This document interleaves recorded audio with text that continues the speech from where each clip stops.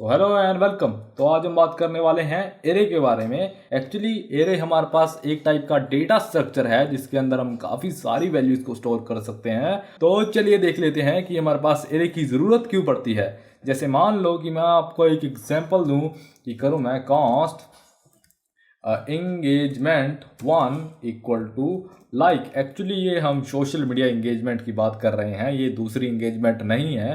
तो उसके बाद मैं सेकंड एंगेजमेंट करूं कि engagement 2 equal to subscribe and उसके बाद मैं करूं कि cost engagement third equal to share.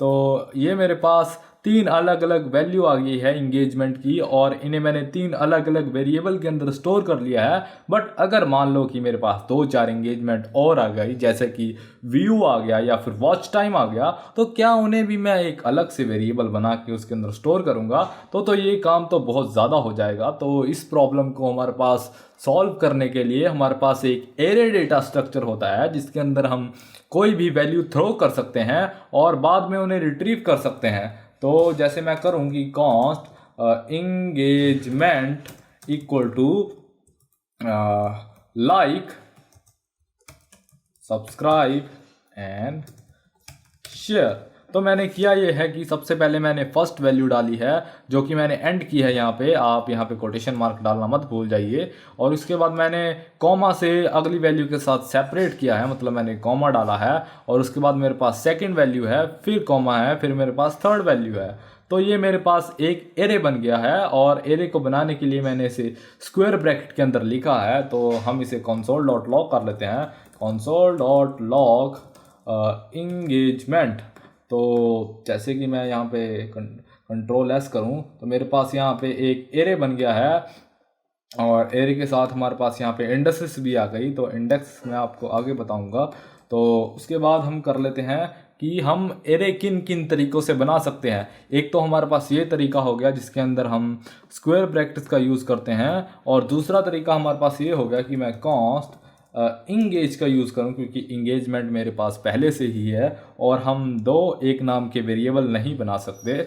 तो उसके बाद मैं करूं कि न्यू एरे। तो मैंने न्यू कीवर्ड का यूज़ किया है और उसके बाद मैंने एरे लिखा है और एरे का ए बड़ा है और उसके बाद मैं उसके अंदर वैल्यूज डालूंगा। जैसे मैं पहली वैल्यू डालूँ like and subscribe and share. तो मैंने यहाँ पे तीन अलग अलग वैल्यू डाल दी है। तो मैंने यहाँ पे स्क्वायर ब्रैकेट्स का यूज़ नहीं किया है। तो उसके बाद मैं इसे console.log कर देता हूँ और उसके बाद मैं यहाँ पे इंगेज लिख देता हूँ। तो ये मेरे पास सेकंड एरे आ गया और ये मेरे पास ऊपर वाला ये मेरे पास फर्स्ट एरे है। तो अब बात कर लेते हैं कि अगर मुझे इसमें से मतलब इस एरे के अंदर से मुझे कोई वैल्यू चाहिए तो मैं उस वैल्यू को रिट्रीव कैसे करूँगा। तो उस वैल्यू को रिट्रीव करने के लिए जैसे मैं console.log करूँ क्योंकि हमें दिखना भी तो चाहिए कि हो क्या रहा है।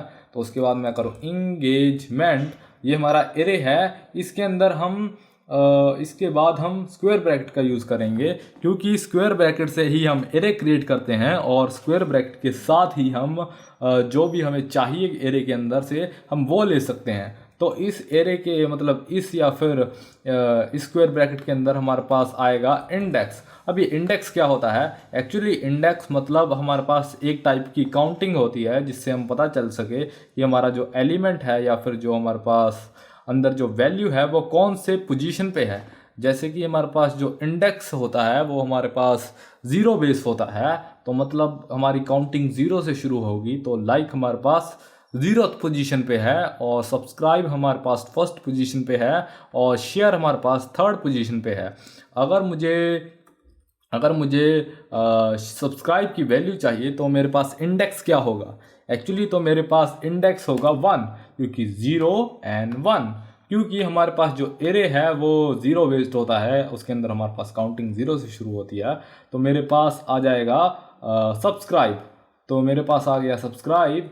अगर मैं चाहूँ तो मैं इसके अंदर इसकी लेंथ भी पता कर सकता हूँ कि मुझे एरे की लेंथ पता करनी है कि मेरे पास एरे की लेंथ क्या है। जैसे मैं इंगेजमेंट डॉट लेंथ, तो ये डॉट लेंथ हमारे पास एक एरे के ऊपर मेथड होता है और मेथड के बारे में हम अगली वीडियो में भी बात करेंगे। बट आप फिलहाल के लिए आप लेंथ मेथड का मतलब समझ लीजिए तो आपको समझ ही आ गया होगा। लेंथ मेथड हमें एरे की लेंथ प्रोवाइड करेगा। बट आप ये ध्यान रखिए कि लेंथ हमारे पास ज़ीरो बेस्ड नहीं है।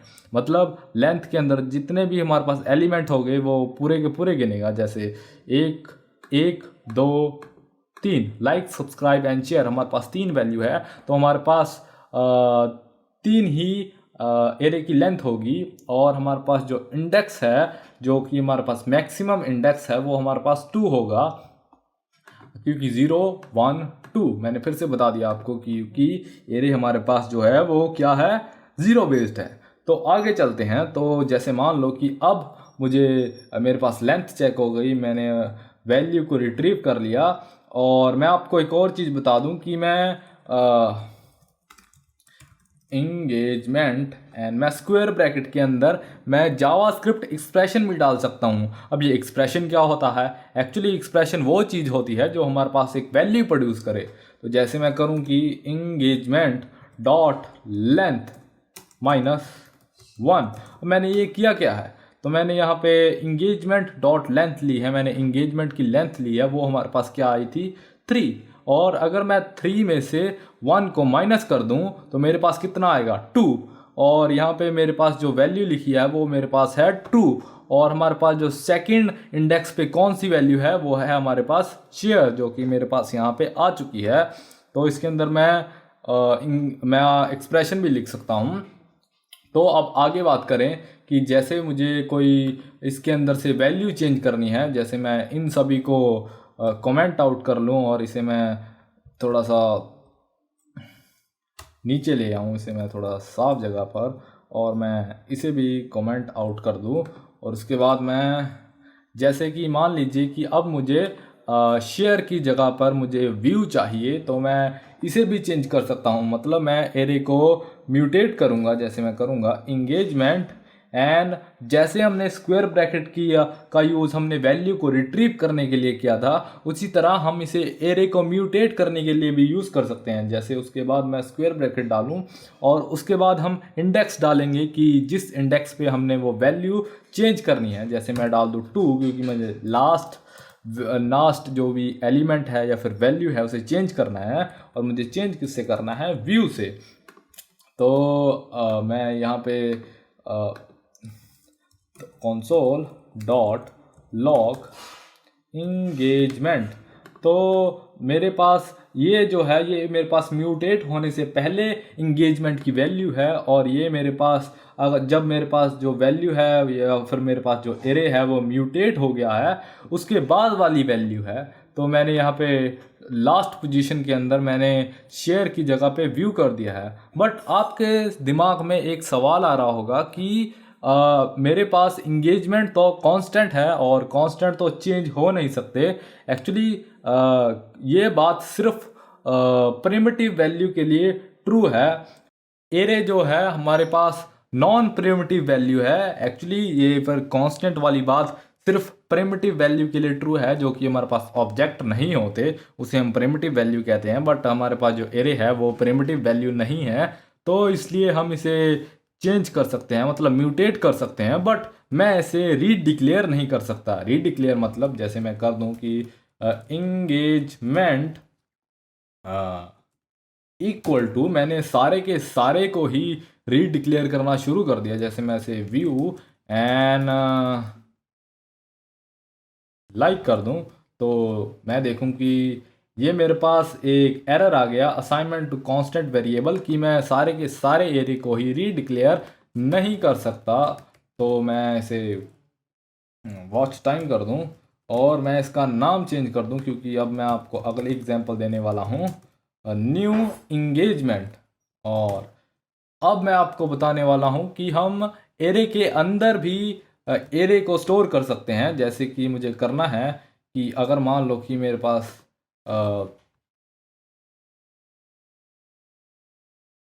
ये वाला एरे है और मुझे इसके अंदर ये वाला एरे को बिठाना है, तो मैं इसके लिए करूँगा ये कि मैं कॉमा कॉमा न्यू इंगेजमेंट। तो मैंने किया ये है क्योंकि मुझे इसे पहले डिक्लेयर करना पड़ेगा इससे, ताकि मैं इसे नीचे इसके अंदर यूज़ कर सकूं। तो इसलिए मैंने इसे ऊपर कर दिया है। और इसके अंदर अब मैं व्यू एंड वॉच टाइम भी इसके अंदर इंसर्ट कर सकता हूं, या फिर कह लो कि इसके अंदर मैं एक और एरे को डाल सकता हूं। तो अब मैं चेक करूं तो मेरे पास आ गया एरे, और ये मेरे पास एक एरे है और उसके अंदर एक और एरे है। जैसे पहले एरे है लाइक सब्सक्राइब एंड शेयर, और दूसरे एरे के अंदर है मेरे पास व्यू एंड वॉच टाइम। तो एक्चुअली अब मैं इसके अंदर बुलियन भी डाल सकता हूँ, ऐसा कुछ नहीं है कि बुलियन, और मैं चाहे तो इसके अंदर नंबर भी ऐड कर सकता हूँ, क्योंकि एरे के अंदर मैं string, Boolean, number, other array या फिर अनडिफाइंड तक मैं ऐड कर सकता हूँ। और चाहे तो मैं इसके अंदर फंक्शन भी स्टोर कर सकता हूँ, बट वो करेंगे नहीं हम। तो उसके बाद हम उसके बाद तो उसके बाद मैं इन सारी चीज़ों को मैं साफ़ कर देता हूँ, और मैं एक बार थोड़ा सा const engagement like subscribe S and share कर दिया। अगर मान लो कि मुझे अब इसके ऊपर कुछ मुझे यूज़ करने हैं, मेथड्स यूज़ करने हैं, जैसे मान लो कि मुझे इसे ऐड करना है या फिर माइनस करना है इसमें से कुछ, या फिर इसके अंदर मुझे कोई चीज़ ऐड करनी है या फिर कुछ चीज़ें मुझे माइनस करनी है, तो अब मैं क्या करूँगा। तो उसके लिए मैं इसे ऐड करने की कोशिश करते हैं, इंगेजमेंट प्लस हैरी। तो मैं इंगेजमेंट प्लस हैरी, ये मैंने कुछ अपना ही नाम ले लिया है, लॉग, एंड उसके बाद मैं इसे ब्रैकेट्स के अंदर बंद कर दूं। तो मेरे पास हुआ ये है कि मेरे पास ये पूरा का पूरा जो मेरे पास एरे था वो एक स्ट्रिंग के अंदर चेंज हो गया है, और उसके बाद ये सारे के सारे प्लस हो चुके हैं। और अगर मैं इसे माइनस करने की कोशिश करूं तो मैं माइनस भी नहीं कर सकता, ना मैं इसमें से कुछ चीज़ माइनस कर सकता हूँ, ना मैं इसमें से कुछ चीज़ ऐड कर सकता हूँ, क्योंकि हमारे पास एरे के लिए भी अलग मेथड होते हैं। और तो चलिए चलते हैं, बाकी मैं आपको अगली वीडियो के अंदर बताऊंगा कि हमारे पास जो एरे के ऊपर मेथड होते हैं वो कौन कौन से होते हैं। तो चलिए मिलते हैं अगली वीडियो के अंदर।